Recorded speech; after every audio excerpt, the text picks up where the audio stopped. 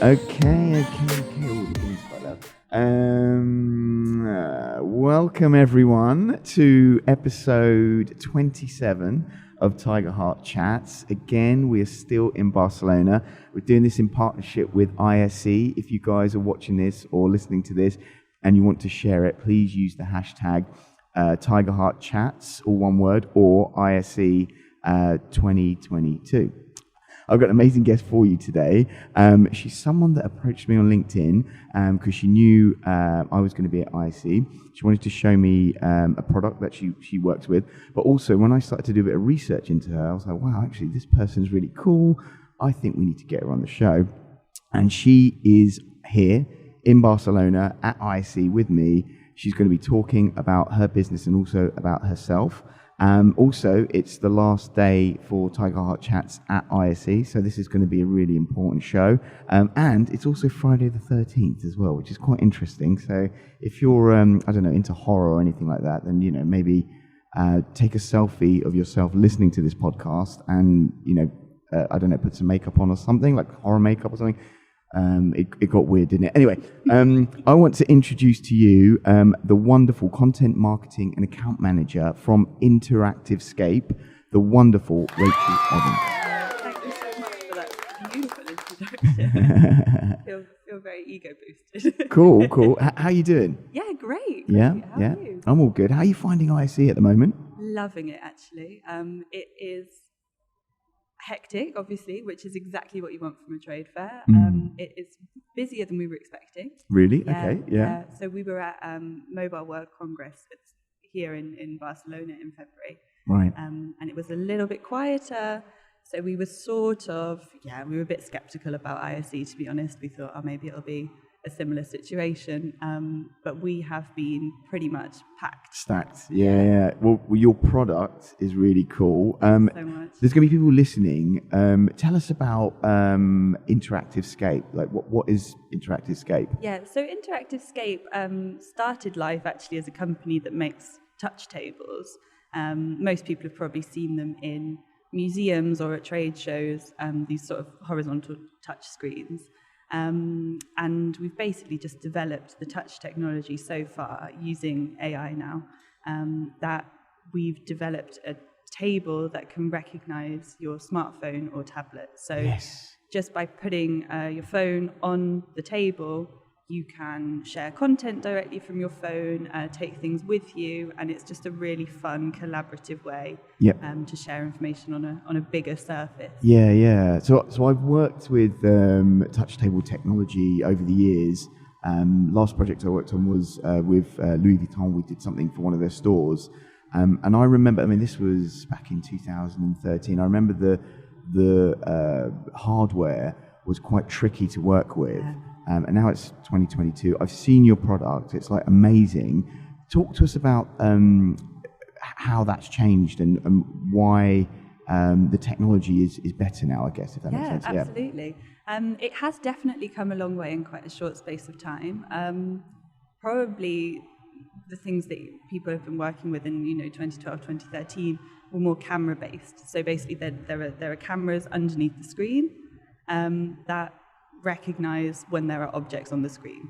Just this visual object recognition, which is great. It can work really well if you can completely control the lighting conditions. Yes, that was the problem. Daylight or bright sunlight hits that table, the cameras really struggle. Obviously, it's not their fault. Yeah. But then they really struggle to recognize other things.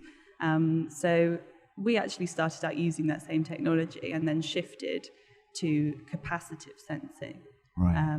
Which is just, it's independent of the lighting conditions and we found more reliable. And that's basically the reason that we've been able to develop this smartphone recognition. And actually, because we're using capacitive sensors and artificial intelligence, we could train those sensors to recognize anything that is conductive. So, anything that can conduct electricity can also be recognized by a capacitive sensor. That's amazing. Yeah. That is really cool. So how long have you been working at Interactivescape for? I've only been there actually for just over a year. So Okay. I started in February last year. Yep. So still relatively new. Yeah. I had a lot to learn, obviously, Yeah. but it's been very exciting. I don't have a tech background. Yeah, so I was going to ask. So you've been at Interactivescape for a year. Yeah. What how did you get in? Like, what were you doing before? Like, how did you get into the AV world? Yeah. So before I was working at quite a big, very traditional German facility management company. We're based in Berlin. Yep. And I really wanted to work somewhere smaller. That was the only thing that I was looking for. Okay. So I was looking for, companies with sort of under 50 employees. Yep. That was my criteria. Yeah. And then really stumbled across Interactivescape actually on LinkedIn. Yep. And I did not understand what they were doing. Right. Which was so exciting to me because they were looking for a content marketing manager Yep. who tells other people what they are doing. And if I didn't get it, then probably most of the target audience has also not understood it. Yeah. And that was sort of my motivation. I thought, if I can learn this and then communicate it in a way that people understand it, this could be amazing. Yeah. Because technologically speaking, we've got absolutely incredible brains, but they sort of explain things at a level that no one is really going to, unless you're really deep in the technology yourself. Yep. It's very, very difficult to understand what it is that we do and why it's so cool. Yeah, like communicating the value of what it is in a way that's open and like can be understood. Yes, exactly. I mean, who's it? Steve Jobs famously said, I mean, some people regard him as like the best salesperson ever. He said, you can have the best product, the best technology in the whole world, but if you don't know how to sell it, it doesn't mean anything. Yeah. And that's, I think, within the tech space particularly, and it's changed, I think that's the real struggle is how do you communicate the value of what it is that you built in a way that inspires? Yeah, absolutely. But it's why trade shows are so great. Yep. Because something like smartphone recognition on a touch table, once you actually use it yourself, once you just put your phone on the table and the table immediately recognizes it, you can share your own photos, you can edit them on this massive QLED screen. It looks so cool. It's really... People get it immediately. Yeah, I remember when we first met at your stand, and you were one of your colleagues was showing someone the technology, and it was just. I mean, the software that you've got, the UI, the user interface, everything looks beautiful. But I remember when you showed it to this guy, he was like, "Sold." Yeah. Where do I buy it?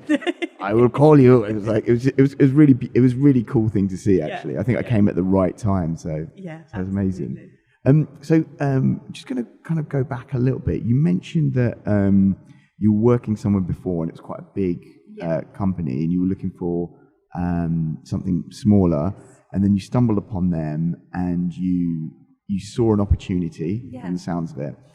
Why did you want to move from something so big to something small? What was the reason? My main motivation, and it sounds maybe a bit silly, but you feel very. When you're in a massive company, and it was very huge, I mean, it was like 60,000 employees worldwide. Whoa, okay. So really, really big. And you are very aware of the fact that you're interchangeable. Yeah. Which for some people is not an issue. For me, I didn't love that. And thought it would be nice to be in a smaller team where I know everyone, I know what everyone does. Yep. Everyone knows what I do. And... I was also looking for something that's just a bit more efficient in the communication. I mean, I'm sure you have experience with these massive companies. Yeah. One decision takes 4 weeks. Absolutely. Well, it's one of the reasons why I set up my own company, is because I just wanted to be in control of what I was doing in a way that didn't feel like I was having to deal with like politics and stuff like that. I find, and not everyone's the same, you're right, I find smaller groups allow you to be a bit more dynamic. Yes, yeah. And also you can get your hands dirty a lot quicker, whilst in bigger organisations, as you say, things can take a long time. And you are just a number. I mean, something like 60,000 people, that's crazy. It's the size of a small town. You know, and you can never meet everyone. everyone. Yeah. And that's what I love the most about working at Interactivescape. We're still, there's 17 of us at the moment. Right. So everyone knows each other really well. It's a really lovely atmosphere, and everyone sort of just pitches in where they can. And it's very much based on, so obviously I have an official job title, but wherever my skills would be most needed at the moment, that's the project that I work on. Right. So it's a very, it's a really dynamic and agile sort of working method that is not really based around job titles or roles. It's very much, okay, what are your skills? Where does the company need them right now? Do that. Yeah. Rachel, we're only 10 minutes into this podcast. I'm so happy that we've got you here. Thank you so much. Because we're going to be talking about a lot of stuff. I'm so glad. Like, whenever I connect with people, particularly when I don't know them, sometimes I'm a bit like, I don't know, like where this is going to go. Yeah. But this is the best decision for Friday the 13th in Barcelona. So I was terrified. Really? Well, Friday the 13th, everything that can go wrong will go wrong. It's not going to go wrong. This is fine. So again, just focusing on you. There's a lot of people listening who, they know about the AV industry, but the route to get into the AV industry for them, it's not like a clear kind of path. And I'm sure there's people listening that want to understand your journey. Yeah. So like, where did you study? Like, how did you get into AV? Like, how did you get here? Completely randomly, and I'm sure that is not a helpful answer at all. But I actually studied. So I'm from the UK. I studied in Edinburgh. Right. And actually did French and German literature. Wow. Okay. Yeah. So not relevant at all. And then moved to Berlin quite spontaneously because I realised that I couldn't speak any German anymore. And didn't want to, lose the ability to speak a foreign language after, you've been studying it for 4 years at university. Yeah. Probably get some use out of it. And then, so I never really saw AV as an option. As you say, I didn't really know much about the industry at all. I obviously knew that, experiences are very, very important, and that AV is really important in all sorts of spaces. But I never really considered a career in AV. And even now, I obviously am working in AV and loving it, but I don't think of myself as someone who works in AV necessarily, because I do the marketing around it. Yep. Yeah.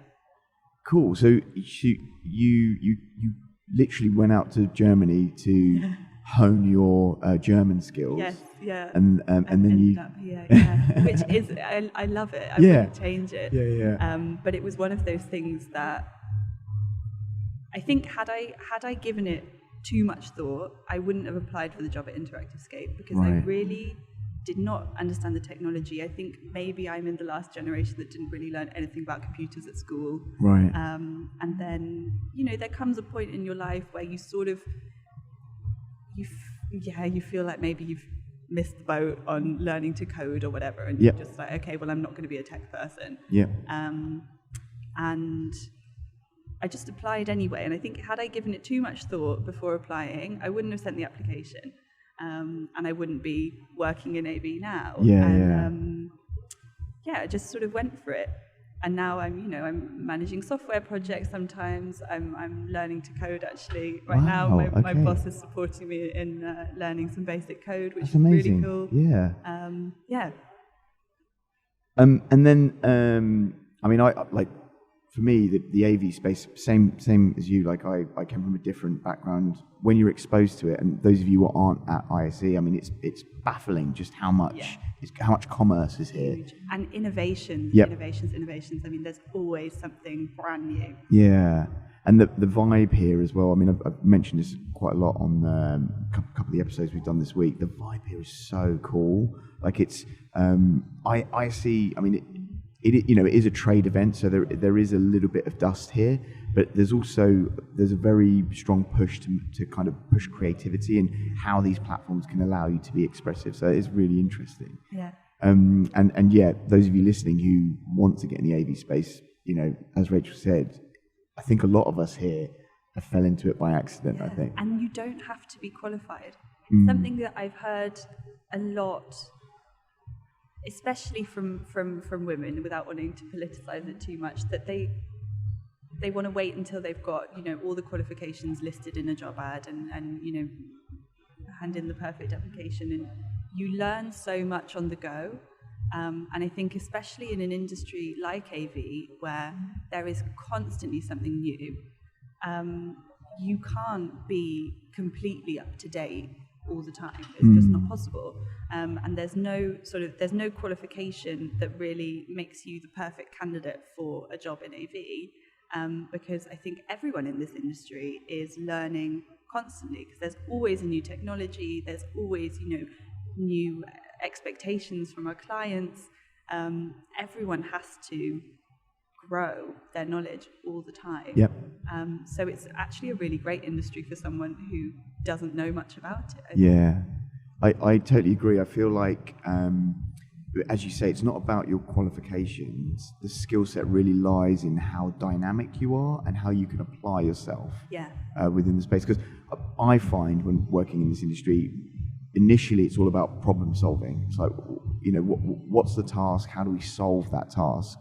And also that's the fun as well. Because when you do hit that goal, it's so fulfilling. You're like, oh, that was tough, but wow, look what we created. It's exciting, it's brilliant, it's engaging. Awesome. So Edinburgh. Yes. So you're a Brit. Yeah. Initially. So I grew up in Bristol. Ah, Bristol. okay, right. But my family's from Scotland. Okay. And then moved to Edinburgh to study. Yeah. And what did you study? You studied French and German. Yeah. French and German. And what was it like studying in Edinburgh? I mean, one of my favourite cities. Yeah, mine too. I loved it. I would move back there in a heartbeat. Right. Love Edinburgh, but it is cold. Yeah. It is damp. It is grey. Yeah. But it's a gorgeous city. It is gorgeous. I had a really, really great time. Yeah, I do a bit of stand-up comedy, so I go up there for the Fringe now and again. Yeah. Oh, cool. And it's wonderful. Yeah. Really. Yeah. The Fringe, actually, I went to the Fringe when I was probably 17 or 18, and that was the moment that I really fell in love with Edinburgh, and thought, okay, I'm coming here. That's that. And then moved at the end of September to start a uni semester, and was like, oh, this is a very different city when it's not sunny. Yeah. It's completely different. But no, I loved it. Yeah. There's a pulse there. It's like a really nice pulse. And it's a really nice size. I think it's not massive. Yeah. But it's big enough that you feel like you're in a city. Yeah, I mean, when the Fringe is there, it does feel massive. Yeah. Like just walking around and stuff, because there's so much going on. Like wherever you look, Yeah, that's true. Yeah. Just with regards to we're just focusing on AV again and your skill set. Where do you feel like if there was someone that's trying to get into the AV space, like what would you suggest to them, like to get into, like how? My probably best piece of advice would be, you don't have to wait for the job that you think you want. Right. If you see a company that's doing something cool, just apply for something. Because I've ended up doing, obviously do content marketing as well, but a lot of different things at my company. And I think from, talking to other people in the industry, most companies work in this very dynamic way. So you don't necessarily have to start in the role that will be your role forever. Right. Just get a foot in the door. Yep. And the right boss will see that you have other skills and that you want to do other projects and put you on those projects. So I think, just apply. You kind of touched on how you found Interactivescape and where you felt you can add value to them. Yeah. What are the challenges of that you feel you have to face within the AV world? So there's a lot of, I think especially if you don't have a super technological background, you have to get very comfortable very quickly with feeling like an idiot. And I struggled with that at the beginning, for sure. But there will always be people who don't think you're competent, regardless of how well you do your job. Yes. And once you realize that, you can just focus on being really, really good at what you do. Amazing. Yeah, so that I think was a really important learning curve for me. That I don't know everything, but that's all right. Yeah. I'll learn it. Yeah, and you know, we live in an era of collaboration. Yeah. That's really important. No, I mean, I get that. There's a lot of the students I work with, they sometimes worry about their future and whether they have what they need for the future. And I agree with you. You need to get comfortable with the fact that you don't know. Yeah. You know what's going on, but it's always good to ask questions. It's always good to listen and learn. Yeah, absolutely. And then try to see where you fit in, where your value fits in. Yeah, and you can try different things out in an industry where there's so many completely different projects going on all the time. Yeah. You can try out a lot of different things, and you don't have to worry about finding, your niche immediately. I think that's one of the best parts of this industry, that you can do sort of project-based work, and then eventually something clicks and you think, oh, I loved that, and I was amazing at it. Great. Those are the projects I'll be working on in the future. Yeah. What's been your favourite project? So one of my favourite things is we started this, we call it the Interactivescape Academy. It's part of our blog. And we basically just take the very, very complex technical terms from the industry. And especially when you're working with touch technology, obviously there's a lot of sort of programming language and internet protocols and even things around artificial intelligence, machine learning, these sorts of terms, and try to explain them in the simplest way possible. Right. So even someone with no experience in artificial intelligence can sort of read our blog and understand a bit better what we do and what it's based on. Yep. And it was actually born out of all the questions that I asked when I first started. Wow. So everything that I didn't understand, I wrote down. And these were sometimes things like, just so you understand how little tech background I have. Yep. These were sometimes things like, what is 4K? How many pixels? And I just wrote down all of these things. What's a protocol? I had a vague idea of what a protocol is, but I wouldn't have been able to explain it to you. So I wrote down all of these things that I didn't know when I started, and then basically just assumed that I would be the blueprint for our audience, and started explaining them. Wow. And that's been so much fun because I've learned so much. Yeah. Yeah. And also, I mean, if you're asking those questions, other people will be asking those questions That was too. what I assumed. Yeah. I don't know if it's true or not. Well, but, it must be. Yeah. That's cool. So, talk to us about the Interactivescape Academy. So, what's the what's the kind of production format, if that makes sense? So it's on our blog at the moment. Yeah. So it is blog posts, and we do some short videos, and sometimes also post to LinkedIn if there are really, really short explanations that we can fit on social media, then we post it there as well. Amazing. That's a great idea. Yeah. Because it's useful. It's useful information. Yeah, and I'm really looking this year to try and make a bit more video content around it, because I love writing the blog, but people don't have a lot of time to read. Yeah. They just don't. And if I could sort of dilute it even further into like a 20 or 30-second video, that's my goal with the Academy. To have just like very short videos that you watch 20 seconds and you're like, now I understand what machine learning is. Yeah. We'll see. No, I mean, it's video is the most shared thing online. Yeah. It has been for like since the dawn of the digital revolution. Yeah. It's something that people love sharing and watching. And then blog content, as you say, it's all about time. I mean, there are those people that they'll see something, they'll be inspired, and then they'll want more information. So they'll go to that blog and read more. But you need to inspire them first to get them to that space. Absolutely. Yeah. Which is really important. what was where does your like marketing and social and content marketing background come from? So I don't really have one. No, so when I studied, I really thought I wanted to be a translator. That was the dream.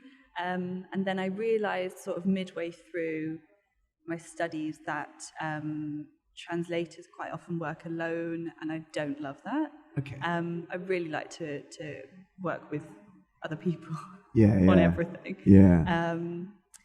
And yeah, then sort of looked at other things that I could do with words. That was my in, basically. I thought, okay, really enjoyed learning about words. I've really enjoyed thinking about how to translate words into other words. What can I do that is similar to that? And I think there are loads of parallels between my current job and translation, because I'm almost translating this very technical language into sort of a simplified English that people will understand. Yeah. Wow. I mean, it's a very scientific approach, which is what you need when you're trying to achieve a goal. Yeah. And so, have you been doing that? Did you do that at the company before you got to Interactivescape? Yeah. Okay. So I was working. So my first ever job out of uni was in a PR agency. Yeah. Okay, gotcha. So started there doing sort of corporate communications with them. Yep. And then, in my job before Interactivescape, it was also in quite a big sort of sales and marketing team. Yep. Which was really nice, but mostly sort of team assistant at that job. But still obviously picked up a lot. And then, Interactivescape. Take on a bit more responsibility for how we communicate our products and our technologies. It's really good fun. What was it like working for a PR agency? Mad. Yeah. I've worked for a PR agency. Yeah. It's chaos. Yeah, so it was in Brussels actually. So there was a lot of that's interesting. a lot around European policy, and it was great for sort of first ever official job experience. I mean, I'd only worked part-time during uni summer holidays until then. Yeah.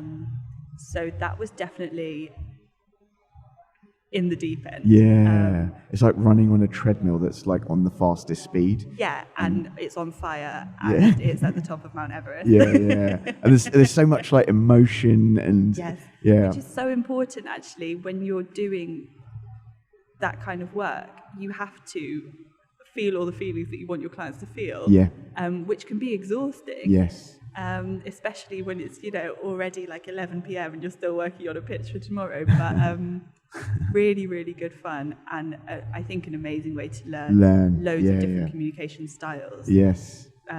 Rather than in-house communications, you learn sort of one way to communicate because that's your corporate identity. Yeah. In an agency, every single project has a completely different style and tone. Yeah, exactly. Narrative. Yeah. Vibe. Amazing. So this has given me much more of a clearer perspective on your journey. Yeah. Which is very interesting. Thank you. For an AV professional. I know. But then I think all of us have a colourful background. We do. I don't think there is the AV professional. I don't think there is the CV that will, match with every AV professional. Amazing. Well, I know loads of people listening will really value that.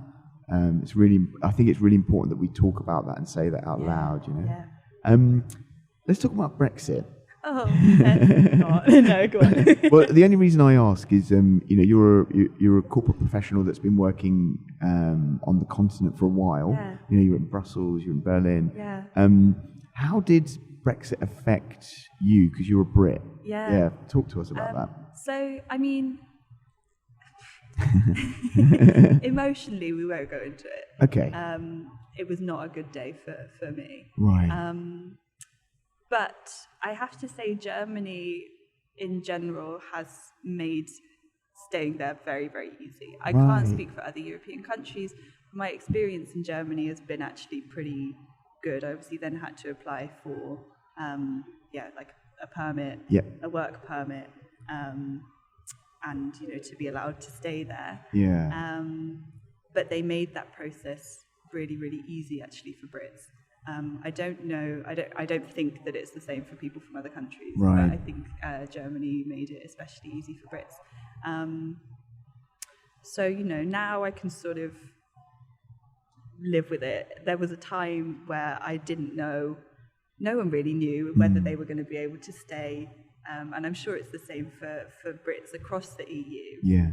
There was a period of time where we really didn't know if these countries were going to say, well, off you go then. Which honestly I would have sort of understood. Yeah. So that was definitely a big relief once it was sort of clear that I'd be able to stay in Germany. Yeah. And apart from that, I mean, it's definitely a massive advantage that I speak German. Yep. I don't know about, Brits who are not able to speak German, and Berlin is really not a great place to learn German because everyone speaks English. Yes. But for me, it's actually been pretty painless, and I feel very, very, very lucky that it's been made so easy for me. Yeah. Absolutely. And I know it's, just throwing that word at you, I could see like the sort of blood in your face disappear. I was really upset. But I think it's a really important thing to talk about right now because it's been a couple of years and people want to know, so it's interesting that you say that. Yeah. And even within the industry, I mean, it's very, very difficult to export hardware now, for example. Yeah. There are things that have just been made more complex, and I had to let go of a lot of frustration because otherwise, every time I'm working to export a screen, I would just fly into a rage. It's not sustainable. Yeah. But a lot of things have definitely been made a bit more complex. I'm sure, if you spoke to any of my colleagues who work with our hardware on a day-to-day basis, projects in the UK are, Well, I have spoken to quite a few AV professionals about Brexit, particularly in the UK, and there is frustration there. There's a lot more hoops you've got to jump through. There's a lot more hurdles you've got to jump over. Yeah. There's a lot more paperwork. Yeah. It is frustrating, but then I don't know, like I've done a lot of work in China. That's a logistic nightmare. Yes. A lot of work in Russia. It's a logistic nightmare. I think it's just part of it, and it's a shame because I didn't want to leave the EU. No. I wanted to stay, but it kind of is what it is. It's really nice that you highlighted. Like it sounds like on reflection, there is some positivity there. Yeah, absolutely. I think there has to be. Yeah. But yeah, no, it's been fine. It's been fine. It hasn't been as bad as I was expecting. When I obviously heard the result of the referendum, I thought, well, my whole world just collapsed. Yeah. But actually, it didn't. Okay. But I can't say how it has been for other people. Of course. I'm sure you've probably heard some stories that are far worse. Well, I'll be honest with you, I haven't. Oh, well. Yeah. Like, I mean, there's frustration, and there's kind of like, you mentioned the word, there's always a sneer, but I haven't actually heard a horror story yet. I'm sure there are some. Yeah. But I think maybe we're just sort of all waiting to see if there will be any positive outcomes. Yeah. Maybe. Yeah. Maybe. I love a surprise. Same. Yeah. But then, whenever there is, whenever something bad happens, I don't want to say bad, when something like that happens, there are opportunities. Yeah. It's like, how do you seize those opportunities? Yeah. Well, first you've got to find them, but like, how do you seize them? Yeah. Cool. Okay. Well, I'm glad we've done that one. I'm not. To be honest, you're the first person I've spoke to about Brexit on this podcast. Oh wow. And I only brought it up because of your background. So it's interesting, and I'm sure people will get a lot of value from it. So what's next for Interactivescape? You showed me this new product, which is like you can't buy it yet. Talk to us a little bit about it. Yeah. So what we are looking for at the moment is partners from with industry expertise in whatever industry that may be. So we've developed this AI and this sensing technology that can recognize smartphones, recognize any sort of conductive objects, and we've been so focused on the technology for so long obviously we wanted it to be working perfectly, so Yep. it's completely right that we've been focusing on research and development for so long. But we have sort of neglected a little bit to develop use cases for a lot of different industries. So right now we've got pilot projects in sort of collaborative working, Yes. in conference rooms and meeting rooms and things like that, and a couple of smart city projects. But we're sure that there are thousands of other use cases that we just haven't even thought of yet. Yep. So we're sort of hoping to find partners who want to collaborate on Yep. those projects with us. Yep. A few sort of lighthouse projects. Because, I mean, we had, for example, one guy yesterday who was saying, oh, this would be great for sort of the screens in cars, which we never thought of the automotive industry. And there's probably a lot of different industries that could use this kind of sensing technology. But, you know, we can't be experts in every industry. Yeah. So it's still, I mean, it's still an emerging tech. Yeah, it's very much in sort of a prototype phase at the moment. I mean, when I saw the technology, my assumption was that it just lives on the table and then you connect it with visual media around you. But to kind of consolidate that into a car, that's a fantastic opportunity, definitely. Yeah, and it doesn't, I mean, we've done it on the tables so far because we had the tables. That's what we've been working with for years. But there's probably even, you know, different surfaces that we don't know about yet that we could also incorporate it into. Well, I think we need to have a chat because I think there's some opportunities there. There's a couple of car clients that I have. So I mean, I'm not saying that we're going to have a phone call and then suddenly you're in every car, but I think there's an opportunity. No, listeners, that is exactly what he's saying. Let's hold him to that. Let's get a gun and go. Sanj. No, I guess what I'm. It's good to hear that the platform is still in that early stages where you can take it to markets and be like, what are your thoughts? Because I'm sure there's lots of different. And we're hoping that developers can really have fun with it. We're trying to make it. We're basically at the moment trying to sort of piece together a sort of product development kit that makes it as easy as possible for developers, agencies to just play around a bit and try out some new things. Because I think that could lead to some really, really exciting projects. Absolutely. I mean, the technology is wicked. It's like Thanks really so cool. I didn't make it, but I feel, you know. Yeah, well, you know, you're part of the team. So, no, it's really cool. It's very slick. You know, you see that there are similar types of platforms, but they're not. Some of them are a bit too rigid. While that just seems it was just so slick. It was really nice. Yeah, we worked really, really hard on that, and with our partner SigmaSense. So we worked with SigmaSense, which is this company they're based in Austin, Texas. Right. And they basically sort of invented this way to read the raw data out of the sensor so quickly. So they at a speed of like up to 300 hertz, I think, which is very, very fast.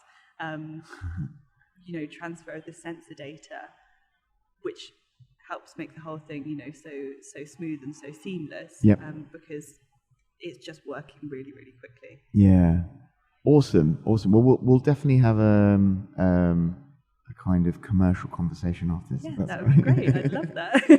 It'd be really good to work with you. It's nice. Just your mindset and your perspective on this type of technology is really fascinating. Thank you. So we're kind of coming near the end. We've got about like 7 minutes. Okay. We can go a bit over if we need to. But this is quite an important question that we ask people on the chat. If you could give some advice to yourself, yes, when you first were exposed to the professional sector, what would you say to yourself? Save your energy. And it sounds, actually, I don't know if it does sound stupid or not. It probably doesn't. I wasted a lot of energy at the beginning of my career trying to prove myself to the wrong people. Right. People who don't really matter, and it sounds harsh, but at the end of the day, you need to find, you know, the group of people whose opinions of you really matter. Beautiful.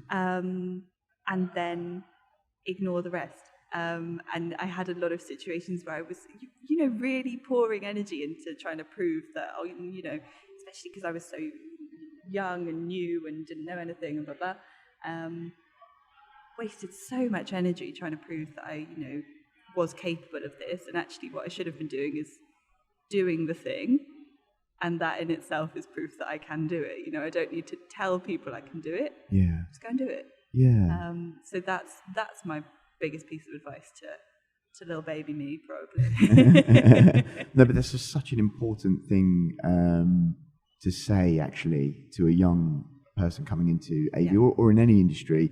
There are, and I don't want to put a dark cloud over the AV industry. I think every industry, there are moments where you develop trust with someone who inspires you, and sometimes you can get burnt, and it's so easy to kind of stay in that kind of loop of, oh God, why won't that person, and you're right, you just need to kind of take a step back and just look around and find where there is value, where someone sees the value in you. Absolutely. And just go with them. Yeah, absolutely. I think that's really, really good advice.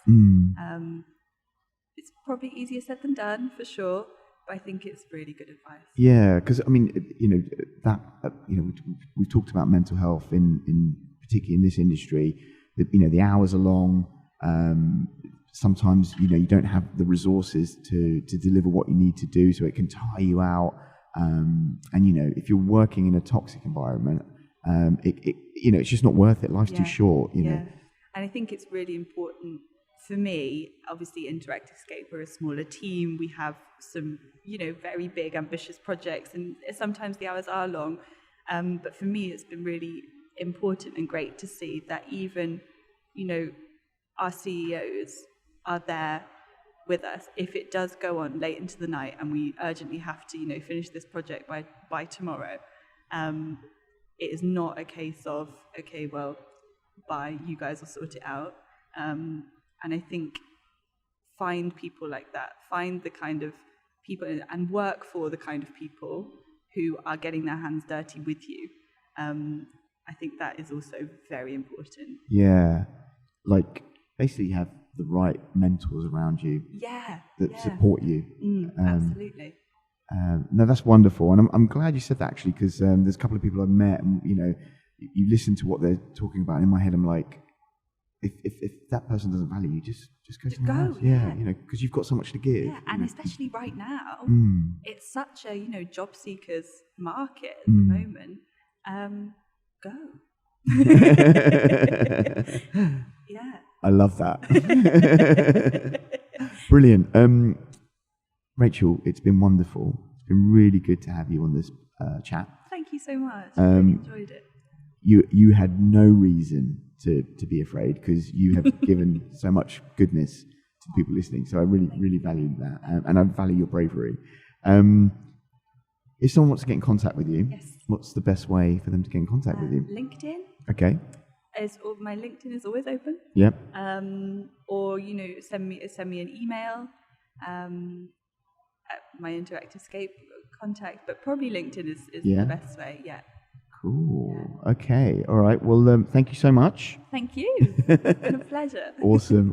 Those of you listening, again, guys, thanks so much for being so supportive, and I'm reading all of your messages, and I'm so glad you guys are loving what we're doing in Barcelona. It's really sunny over here, so if you're jealous, that's your problem, not mine. But no, it's been great. If you're sharing, make sure you use the hashtag TigerHeartChats, or one word. And don't forget also, we are doing this in collaboration with IC, so IC 2020 is the hashtag. Wherever you are, whatever you're doing, please be good.